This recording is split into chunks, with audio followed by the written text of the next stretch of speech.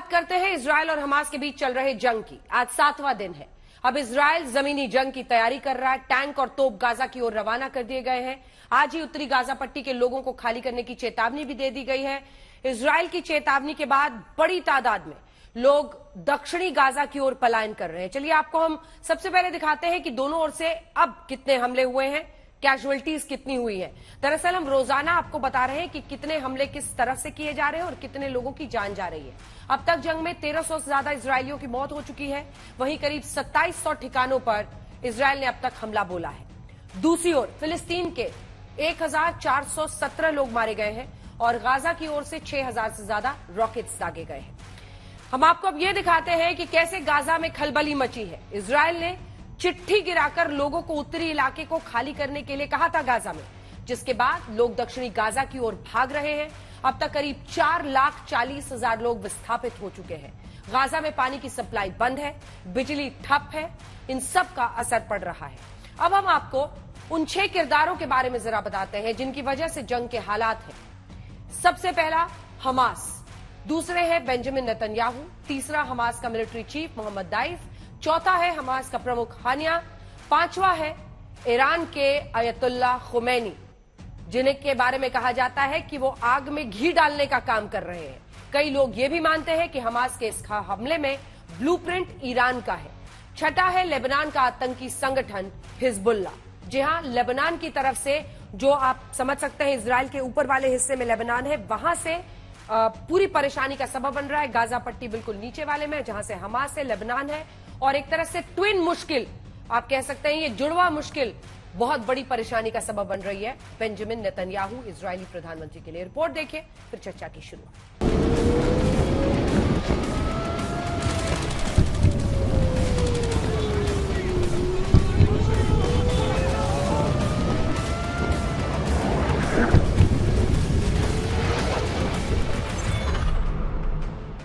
यरूशलेम में हड़कंप,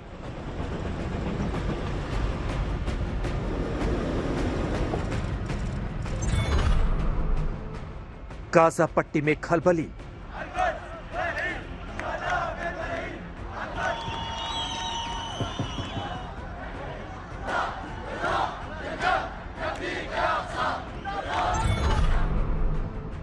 इजराइल पर वार।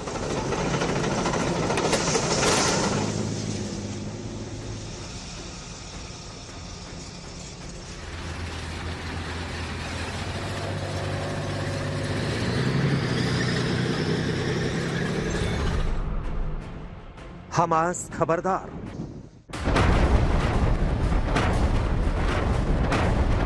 इजरायल की तोपें लगातार गरज रही है और गाजा पट्टी पर बम बरसा रही है। इजरायल ने हमास को पूरी तरह मटियामेट करने की तैयारी कर ली है। इजरायल की सेना के चीफ ने ऐलान कर दिया है कि इस हमले के बाद गाजा का नक्शा बिगड़ जाएगा। इजरायली टैंक भी गाजा पर चढ़ाई के लिए लगातार आगे बढ़ रहे हैं। गाजा पट्टी की ओर जाने वाली सड़कों पर सिर्फ और सिर्फ सेना की टैंक और बख्तरबंद गाड़ियां दौड़ रही हैं। दक्षिणी इजरायल में है और यहाँ पर इजरायल की सेना तेजी से आगे बढ़ रही है। इजरायल ने गाजा पट्टी में हमास को 24 घंटे की डेडलाइन दी है कि 24 घंटे के अंदर वो अपना इलाका छोड़कर गाजा पट्टी में हमास के लोग वहां से निकल जाए। इस समय अगर हम देखें तो इजरायल की सेना की बख्तरबंद गाड़ियां तेजी से आगे बढ़ रही है। इस इलाके को मैं आपको दिखाना चाहता हूँ, एक के बाद एक आप मेरे पीछे देख सकते हैं कि बख्तरबंद गाड़ियां यहाँ पर आ रही है। बहुत ही ट्रक आर्मर्ड व्हीकल्स है जिनमें ट्रूप बहुत तेजी से आगे बढ़ सकते हैं। इनके अलावा 155 मिलीमीटर की तोपें भी इस इलाके में लाई जा रही है। गाजा पट्टी से तबाही की तस्वीरें आ रही हैं। हमास के अड्डों और ठिकानों के नस्तनाबूद होने की तस्वीरें आ रही हैं। मलबों का ढेर और बर्बादी के खंडहर की तस्वीरें आ रही हैं। इजरायल ने गाजा पट्टी के उत्तरी इलाकों के लोगों को इलाका खाली करने का फरमान जारी कर दिया है, जिसके बाद बड़ी तादाद में लोग दक्षिण गाजा पट्टी की ओर बढ़ रहे हैं। इजरायल के इस कदम को लेकर संयुक्त राष्ट्र संघ ने नाराजगी भी जाहिर की है, लेकिन अमेरिका समेत दुनिया के सारे ताकतवर देश इजरायल के साथ खड़े हैं। अमेरिका के रक्षा मंत्री इजरायल पहुंचे। इससे पहले अमेरिकी विदेश मंत्री इजराइल में थे। उन्होंने लोगों का दुख दर्द सुना और इजराइल के साथ पूरी मजबूती के साथ खड़े रहने का ऐलान किया। जंग की तबाही के बीच दोनों ओर से बर्बरता और दरिंदगी के अपने अपने दावे हैं। इजराइल ने हमास की हैवानियत साबित करने के लिए एक बच्चे के शव की तस्वीरें जारी की और लिखा, ये काफी मुश्किल वक्त है। दूसरी ओर हमास की ओर से दावा किया जा रहा है कि इजराइल गाजा के लोगों पर कत्लेआम कर रहा है। हमने किसी भी बच्चे का सिर नहीं काटा, ये सिर्फ प्रोपेगेंडा है। इजराइल के हमले में बेगुनाहों की मौत हो रही है। इसे साबित करने के लिए हमास ने दावा किया कि उन 13 इजरायलियों की मौत हो गई है जिन्हें हमास ने बंधक बनाकर रखा था। हमास के समर्थन में दुनिया में कई जगहों पर प्रदर्शन हो रहे हैं। फ्रांस में ऐसे प्रदर्शन पर रोक लगा दी गई है। इससे पहले इंग्लैंड ने भी फिलिस्तीन के समर्थन पर हो रहे प्रदर्शन पर रोक लगा दी थी। जंग के मैदान में इजराइल के ताबड़तोड़ एक्शन के बावजूद हमास अपनी आतंकी हिमाकत पर अड़ा है। उसने बड़े हमले की चेतावनी दी है। इजराइल हमास की जंग में दुनिया दो खेमे में बंट रही है। अमेरिका समेत पूरा यूरोप इजराइल के साथ खड़ा है तो हमास को अरब और मुस्लिम देशों का साथ मिल रहा है। इराक के बड़े शिया नेता ने कहा है कि यहूदी दुश्मन के खिलाफ जिहाद गौरव और सम्मान जैसा है। इससे पहले ईरान के सबसे बड़े नेता अयतुल्लाह अल खमैनी हमास के हमलावरों की तारीफ करते हुए उनका हाथ चूमने तक की बात कर चुके हैं। इजराइल पर हमास के हमले के बाद मध्य पूर्व में तनाव चरम पर है। इजराइल की कार्रवाई जैसे जैसे तेज होगी, सऊदी अरब के लिए चुप रहना मुश्किल होता जाएगा। यही ईरान चाहता है। जाहिर है हमास के हमले ने मध्य पूर्व में बनने वाले इस नए और ऐतिहासिक समीकरण के सामने सबसे बड़ी चुनौती पेश कर दी है। आज तक ब्यूरो। सबसे पहले मैं आपके पास रीना जी आना चाहती हूँ। क्या परिस्थितियां, आप तेल अवीव से हमारे साथ जुड़ रही हैं, क्या परिस्थितियां वहां पर बनी हुई हैं, कैसी मुश्किलें आ रही हैं, और जिस तरह से ये जंग है, अभी एक प्रोपेगेंडा वॉर, मतलब इसे जंग के इर्द गिर्द कई लोग अपना एजेंडा चलाते हैं। इजराइल अपने तरीके से अपनी बातों को कह रहा है। जो फिलिस्तीनी है और फिलिस्तीन का समर्थन करने वाले अरब देश हैं वो इजराइल पर उंगली उठा रहे हैं। आपने जो सच अपनी आंखों से देखा है, क्या बताएंगे हमारे दर्शकों को?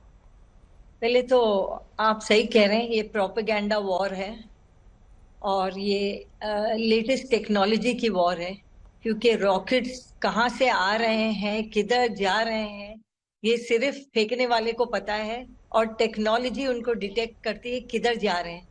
तो हमको पता चलता है किधर जा, हमारे टेलीफोन्स पे कि बॉम्ब शेल्टर में जाओ और हम बॉम्ब शेल्टर में जा रहे हैं। आज सुबह काफी डायरेक्ट हिट्स हुए अश्केलोन, ओतेफ आजा और श्तेरोत में, जहाँ पे आपको पता है कि पहले तो आपके सब हिंदुस्तानी रिपोर्टर जो हैं वो सब बॉर्डर पे हैं और वो दिखा रहे हैं आप लोग को सबको क्या हो रहा है। जो जैसे कह रहे हैं कि उन्होंने बच्चों के गले नहीं काटे, ये इजरायली गवर्नमेंट ने पूरे दुनिया के मीडिया को वहां पे लेके जाके दिखाया कैसे उनके गले काटे गए और कैसे उनको जिंदा जलाया गया। बच्चे बोल नहीं पाए तो जिसने किया उसने बाद में जाके टेलीग्राम पे डाला, तो पूरी दुनिया को पहले पता चला कि उन्होंने क्या किया है। और उसके बाद में उनके सामने वो बच्चे आए मरे मुर्दा, मगर सब असलियत आगे सामने आई। तो ये कोई झूठ नहीं है कि उन्होंने जो एट्रोसिटी उधर की है वो हुआ, जो मैसेकर उधर की है वो हुआ। ये बेचारे सिविलियन थे और ये सब मारे गए। टेल अवीव में तो कोई सिवाय रॉकेट्स के आने के लिए, सिवाय रॉकेट्स आने पर ऐसे कोई दिक्कत नहीं है। टेल अवीव में ट्रांसपोर्टेशन खुली है। आज शबात होने के अलावा हम 2 और घंटे में फ्राइडे जाएंगे, पर गवर्नमेंट ने ऐलान किया है कि पूरी ट्रांसपोर्टेशन जो 5 बजे या 6 बजे बंद होती है वो पूरी रात चलेगी। तो first time in the history of Israel railway, buses and transportations will work. Yes, बेचारे हमारे हिंदुस्तानी स्टूडेंट्स जो इजराइल में है वो डॉर्मेटरीज और प्राइवेट अपार्टमेंट्स में रहते थे। उनकी यहाँ पे घर नहीं है तो काफी डरे हुए थे। And I am glad that they are back home with their families and their parents. हाँ, पर भारत हम ने- जी, जैसे बिल्कुल। 100,000 फैमिली यहाँ पे रहते हैं जी, और हमको पता है कि यहाँ का रहन सहन कैसा है। यहाँ से गाजा जो है, टेल अवीव आप बात करते हैं, मैं कहती हूँ मैं टेल अवीव में बैठी हूँ, पर टेल अवीव, गाजा से टेल अवीव 1.5 घंटे का सफर है। It's not very far away. कल जो वॉर उधर चल रहा है वो इधर आ सकता है, बिल्कुल। और कल जो हिजबुल्ला बोल रहा है ऑन द नॉर्दर्न साइड, वो उस तरफ इधर आ सकता है। तो हम जैसे लोग सिर्फ बैठ के टीवी देख रहे हैं। टीवी से एंकर्स हमको कह रहे हैं, आपके वर्ल्ड रिपोर्टर्स जो बॉर्डर्स पे हैं वो बोल रहे हैं क्या हो रहा है। इससे हमको पता चल रहा है। पर हम जो है ये कहना चाहेंगे कि there should be peace, but they should not be forgiven for what they did. Innocent children, innocent mothers, innocent बुड्ढे लोग, they were not soldiers. उनको वो मारे गए. So the world should come together, take notice and be with Israel.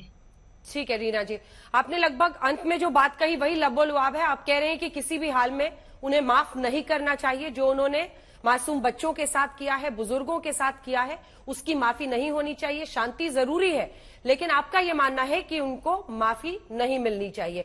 Reena जी, मैं लौटूंगी आपके पास। सोनी, आपके पास मैं आना चाहती हूं। आपके लिए अच्छी घड़ी होगी, आप सुरक्षित देश लौट गई हैं, लेकिन वो डर कितना रियल था, कितना करीब था? मुझे जब पहली बार, एक्चुअली मेरे साथ ये फर्स्ट टाइम हुआ है, मैंने कभी सायरन का आवाज भी नहीं सुना था। तो मैंने जब पहली बार सुना तो मुझे नहीं पता था कि ये क्या हो रहा है। फिर मुझे बताया कि we are under attack, and फिर हमें ये बताया गया कि प्रोटोकॉल्स क्या है यहाँ पे। एंड फिर हमें 90 सेकेंड्स के अंदर शेल्टर में जाना होता था। And I think after going to the shelter, after 1 or 2 days, I started feeling safe. I mean, there was always a pressure, हमेशा प्रेशर और स्ट्रेस रहता था। लेकिन एक बार हम शेल्टर में चले जाते थे जब मिसाइल का अटैक होता था, तो थोड़ा सा राहत मिलता था कि अभी सब सही रहेगा। तो ये उम्मीद कर सकते हैं कि अब ऑपरेशन अजय जो भारत सरकार ने चलाया, जिसकी वजह से आप लोग आए हैं, बहुत सारे बच्चे आज लौटे हैं, उनके घरों में थोड़ी खुशी और राहत की सांस होगी। अब मैं आपके पास आना चाहती हूँ वारिस पठान साहब। आपने सुना रीना जी को, ये एक भारतीय है, वहां पर रहती हैं, लेकिन इनके दिल में भी बहुत दर्द है इस बात को लेकर, जिस तरह से वहां पर बच्चों का नरसंहार किया गया है, जिस तरह से बुजुर्गों को मारा गया है। 900-1000 लोगों को आकर रातों रात इस तरह से एक दिन के अंदर, दिन में ही बल्कि शाम से ही उन्होंने वॉर शुरू कर दिया था एक तरह से हमास ने, इस तरह से मारना, उसको कैसे नजरअंदाज कर देना चाहते हैं आप? अंजना जी, यहां पर दो चीज समझनी होगी। एक तो आपको यह समझना होगा टेररिस्ट कौन है, दूसरा टेररिज्म किसको बोलते हैं, और तीसरा एक्ट ऑफ टेररिज्म क्या है। हाँ। अब आप देखिए, गाजा में पिछले दिनों जब से इसराइल ने अटैक किया है, 1600 सिविलियनों की डेथ हो चुकी है, जिसमें 500 बच्चे थे, मर गए, उनको मार डाला है। अभी भी जो बच्चे हॉस्पिटल के अंदर हैं उनको इलाज नहीं हो रहा, क्योंकि आपने इलेक्ट्रिसिटी उनकी कट कर दी है। इजराइल के डिफेंस मिनिस्टर ने कहा था कि हमने 4 दिन पहले ही गाजा में इलेक्ट्रिसिटी काट दी, खान पीने की पूरी प्रोविजन बंद कर दिया, हमने फ्यूल बंद कर दिया, इंटरनेट, सब कुछ वहां पर ठप सा हो गया है। तो अभी आप बताइए, इसमें आप ऑपरेसर किसको कहेंगे?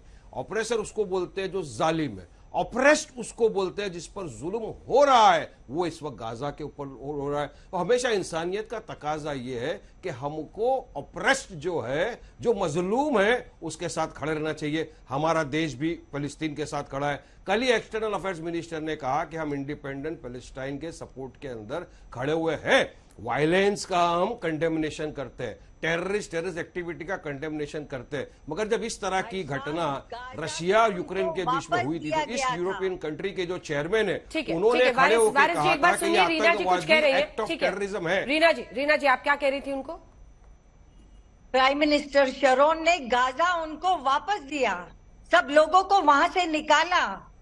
गाजा के पूरे एक जैसे पूरी सेटलमेंट थी, उनको वापस दिया। 2005 में 15 साल में गाजा के साथ में क्या किया? आतंकवाद। और तो अब और इजराइल ने कहा है 1 मिलियन गाजिन्स को to go on the south, क्योंकि वो चाहते हैं कि उनको कुछ ना हो। हमास उनको क्या कह रही है, रहो, क्योंकि वहां से ही रॉकेट मार रहे हैं। So who is trying to be the savior and who is trying to attack? We are all Indians, sir. We grew up in India. Israel ने हमास को क्रिएट किया है। Our best friends are Muslims. Our best friends. They have been here to visit us. They have seen everything with their own eyes. My friends came here and told me, Reena, we didn't know we were enemies. We are not enemies. We will never be enemies. Indians respect all religions and we are free spirit people. But today what is happening is bad on both sides. Both sides. Reena जी, कोशिश कीजिए कि आप हिंदी में बोलिए, हमारे दर्शक बेहतर समझ पाएंगे। वारिस साहब, नहीं, एक सेकंड, वारिस साहब, आपने बहुत आसानी से बातों को मोड़ने की कोशिश की। हमास को आप एक आतंकी संगठन मानते हैं या नहीं, इसका जवाब दीजिए। प्रधानमंत्री मोदी ने अब तक अपने ट्वीट में, स्टेटमेंट में हमास का नाम लिया क्या हिंदुस्तान ने हमास को एक टेररिस्ट ऑर्गेनाइजेशन डिक्लेयर किया है क्या?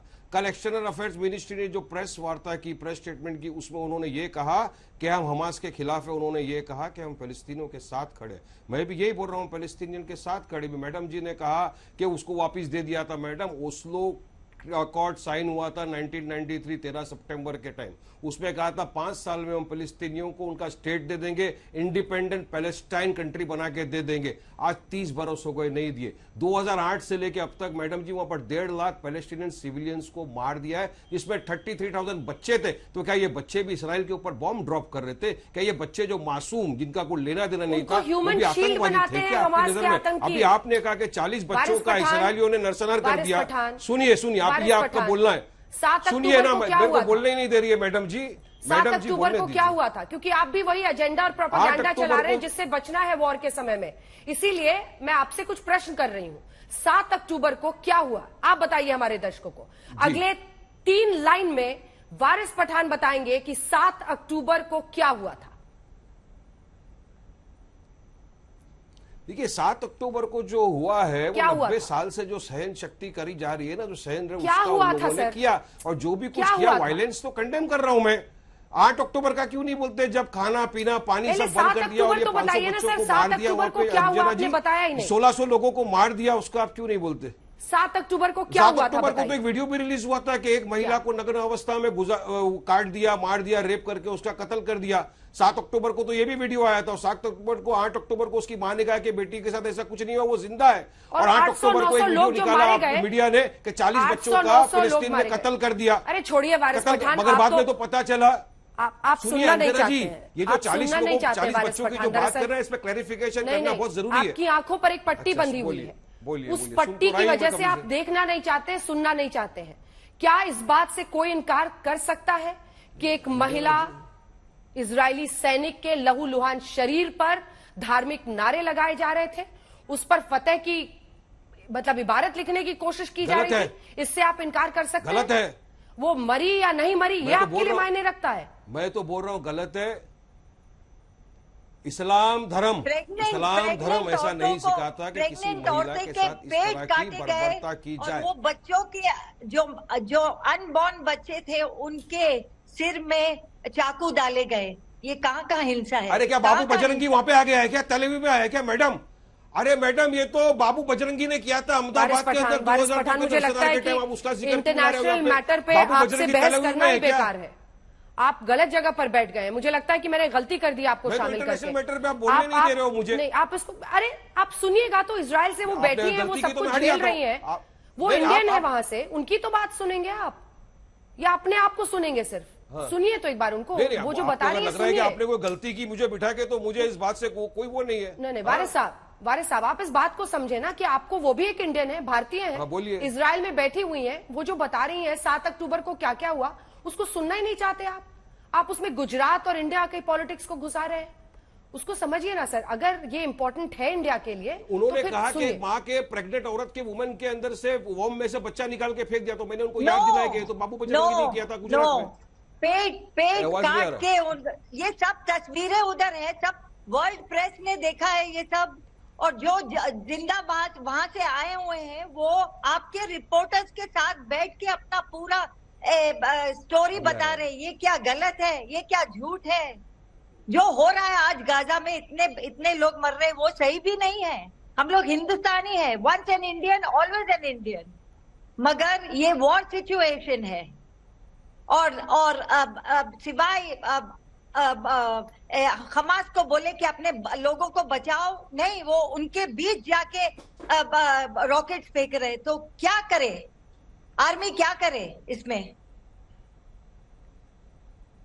असल अग्रेसर यानी इस पूरे मामले में हिंसा फैलाने वाला इजराइल है, ये कह रहे हैं वारिस पठान साहब। सुधांशु जी, आपकी सरकार का स्टैंड क्या है इस वॉर पर? देखिए, आपने जो सवाल पूछा था, वारिस पठान साहब तो अपने हिसाब से चल रहे हैं। वो बड़ी समस्या की बात यह है कि फिलिस्तीन को लेकर जितने भी प्रदर्शन हो रहे हैं वो गैर मुस्लिम देशों में हो रहे हैं। बताइए, सऊदी अरब में कोई हुआ है क्या प्रदर्शन, या यूनाइटेड अरब अमीरात में हो रहा है? इसे कहते हैं, मतलब शादी वर्ड यहां अच्छा नहीं लगता, पर कहावत में कि बेगानी शादी में अब्दुल्ला दीवाना, मतलब बिना वजह को लेकर पीछे पड़े। और जो कारण है वो मुस्लिम वर्ल्ड के अंदरूनी पॉलिटिक्स है। जो अंजना जी ने कहा कि 7 अक्टूबर को क्या हुआ, मैं बताता हूं। 7 अक्टूबर को क्या हुआ कि इजराइल यूनाइटेड अरब अमीरात के साथ नजदीक आ चुका था, संबंध बन चुके थे। सऊदी अरब के साथ संबंध बनना अपने फाइनल स्टेज में चल रहा था।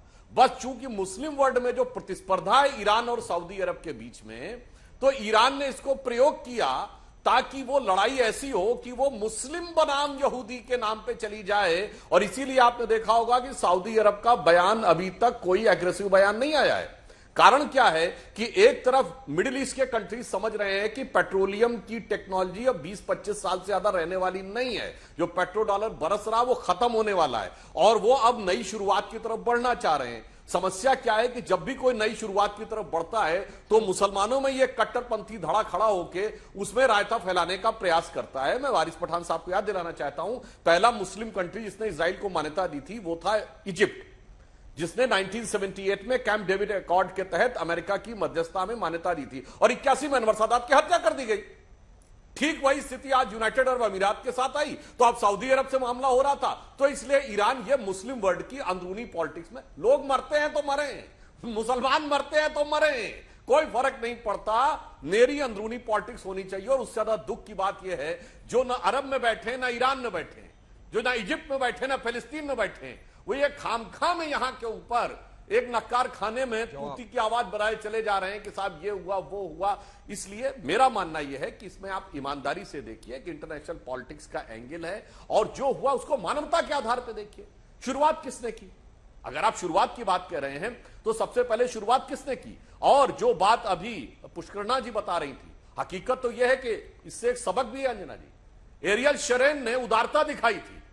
उन्होंने सोचा कि ये लोग कट्टरपंथी अब राष्ट्र की मुख्य धारा में आएंगे। ये भारत और सारे देशों के लिए भी सबक है। ये जितने कट्टरपंथी मुखौटा लगा के आते हैं मुख्य धारा में आएंगे, पॉलिटिक्स में आएंगे। एक बार 2006 में चुनाव जीता, उसके बाद चुनाव ही नहीं हुआ।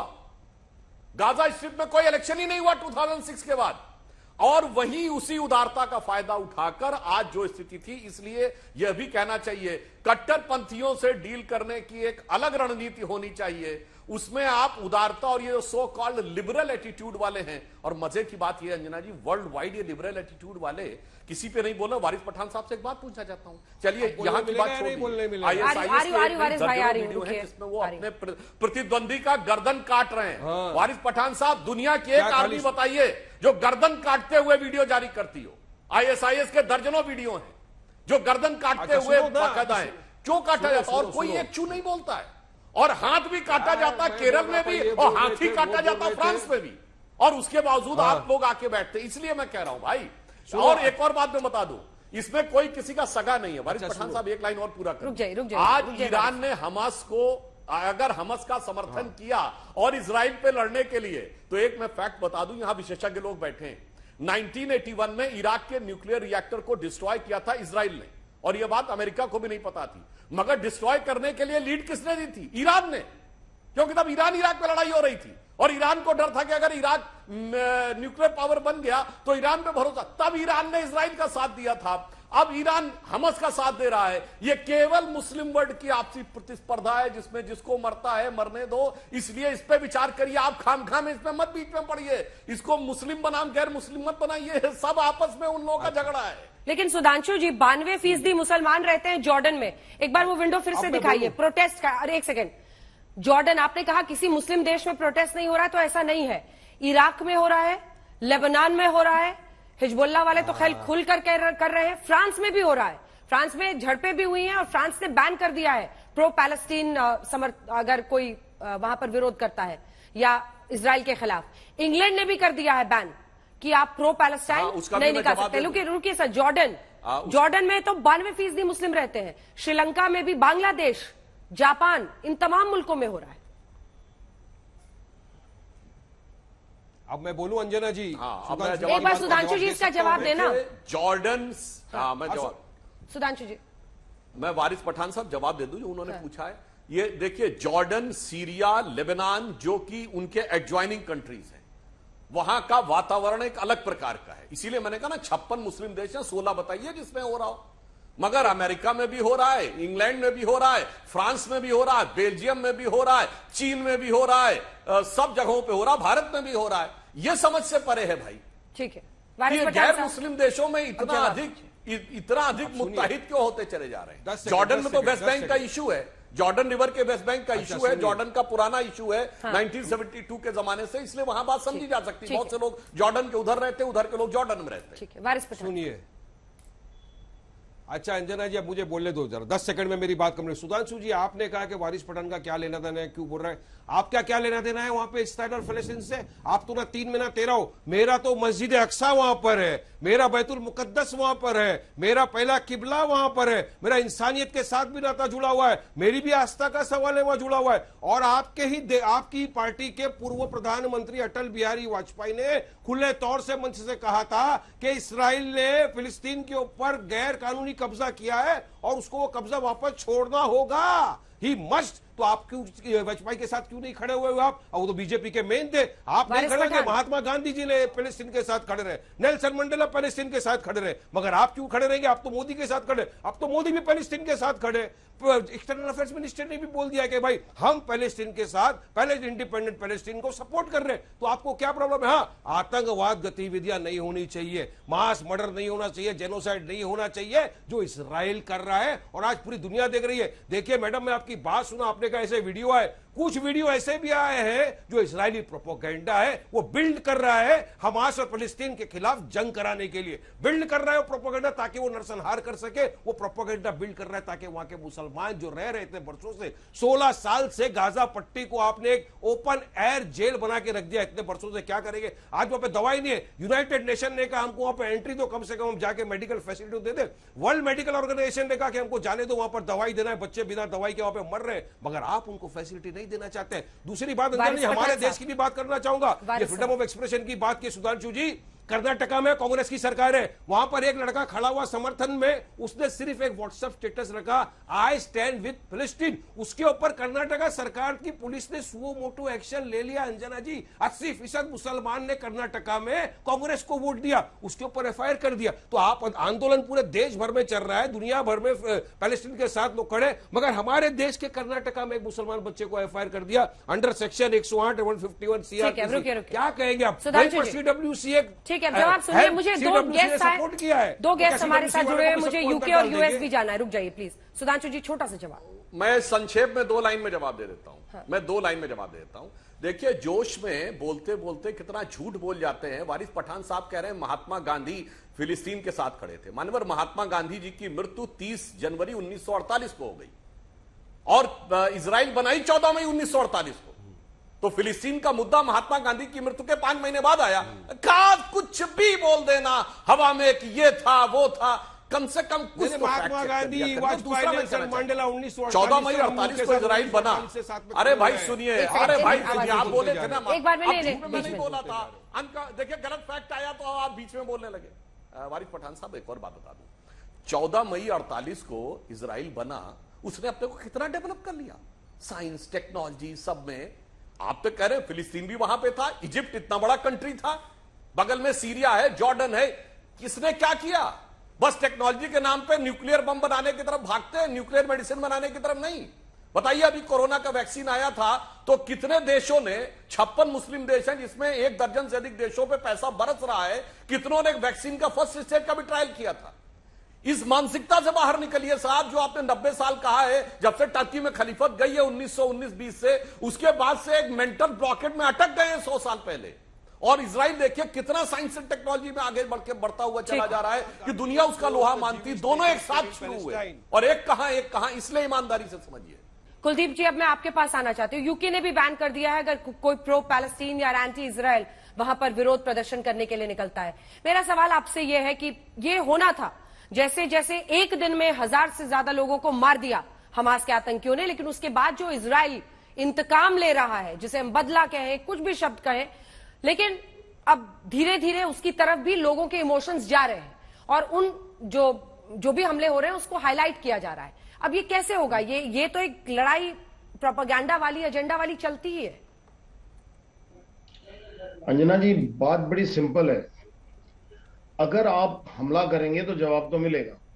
मैं इसके बारे में बिल्कुल असहमत नहीं हूं कि इजराइल ने जो किया वो गलत किया। इजराइल जो कर रहा है वो गलत नहीं कर रहा, क्योंकि अगर कोई आतंकवादी है, कोई टेररिस्ट है, तो उसका कोई धर्म नहीं, कोई ईमान नहीं, वो आतंकवादी है। उस आतंकवादी को खत्म किया जाना चाहिए।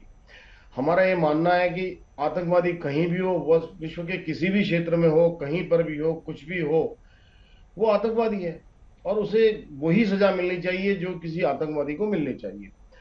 ब्रिटेन का सीधा सीधा जो है स्टैंड यही है कि ब्रिटेन खड़ा है इजराइल के साथ। मेरी एक बात और है कि जो हमास ने हिमाकत की, उसके बारे में मुझे कुछ बोलना है। मुझे इसमें लगता है कि ये खेल थोड़ा बड़ा है और ये खेल ईरान से नहीं, मेरे ख्याल में चीन से चल पड़ा है। चीन की मदद से ईरान ने कुछ काम किया होगा, तभी इस तरह से मामला आगे बढ़ा है। अदरवाइज हमास की इतनी हिम्मत नहीं हो सकती। उन्हें पता नहीं था कि इजराइल क्या करेगा, उन्हें अच्छी तरह पता था कि इजराइल से क्या रिएक्शन आने वाला है। फिर भी हमास ने इतनी हिम्मत दिखाई और इस तरह से अटैक किया। इतना विनाशकारी अटैक करने का मतलब और हमास की तरफ से इतना जबरदस्त प्रहार करने का मतलब ये है कि हमास के पास कहीं ना कहीं से कोई सपोर्ट था। और इसमें एक बात और हो गई, 7 दिन की इस लड़ाई में यूक्रेन बिल्कुल साफ हो गया। मीडिया के किसी भी चैनल ने यूक्रेन की बात करने से मना कर दिया, ऐसा लगता है। तो रशिया और यूक्रेन इसमें साइड में हो गए और हमास और इजराइल सामने आ गए।